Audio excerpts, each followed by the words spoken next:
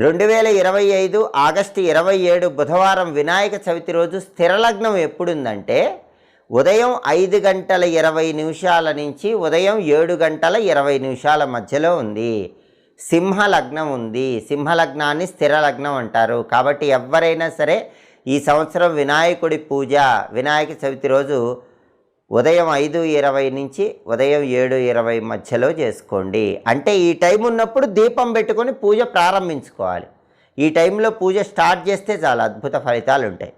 అయితే అంత పొద్దున్నే పూజ చేసుకోవటం వీలు కాని వాళ్ళు ఏం చేయాలంటే మళ్ళీ స్థిర లగ్నం ఎన్నింటికి ఉందంటే ఉదయం 11:35 ఉంది. కాబట్టి ఉదయం 5:20 నుంచి 7:20 మధ్యలో పూజ చేసుకోవటం వీలు కాని వాళ్ళు మళ్ళీ ఉదయం 11:35 స్థిర లగ్నం వృశ్చిక లగ్నం వస్తుంది. కాబట్టి ఉదయం 11:35 నుంచి ఉదయం